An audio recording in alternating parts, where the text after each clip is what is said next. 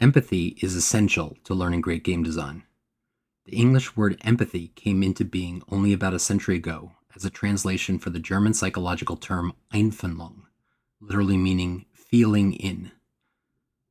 At the time the term was coined, empathy was not primarily a means to feel another person's emotion, but the very opposite. To have empathy in the early 1900s was to enliven an object or project one's own imagined feelings onto the world.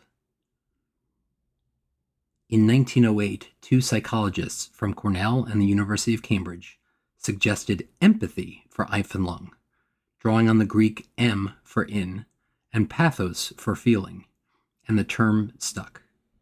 However, the meaning changed in 1941 when a social psychologist, Leonard Cottrell, had a client, Mr. Jones, who was having marital difficulties at the time.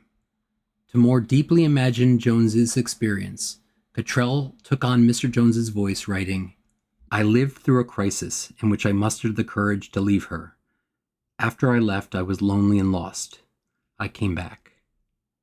Cottrell explained that by adopting the first person, not only made Jones's experience more understandable, but also made it easier to predict his future actions.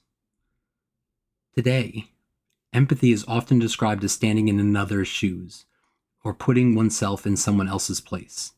But empathy also has an important place in the game design process, starting with simply asking yourself, what emotional response do I want others to take away from my game? By understanding the emotional journey of players, you as the game designer can make more meaningful decisions. As the video game industry has grown and expanded, many different psychological techniques have been developed to create engaging and satisfying experiences for players.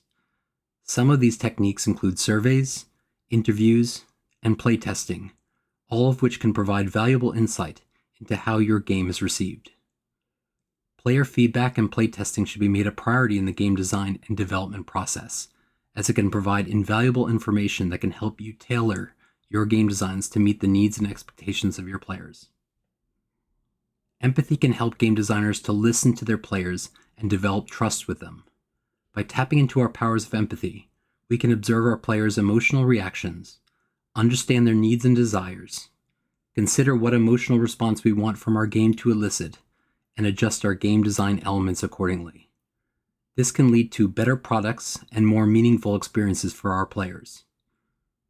Ultimately, game designers who embrace empathy experience greater success in their projects, as they are able to create unforgettable experiences for themselves and their players, while still meeting their own creative vision. So where does that leave us? By acknowledging our powers of empathy and using them to our advantage, you can make the game design process much more enjoyable and meaningful for yourself and your players.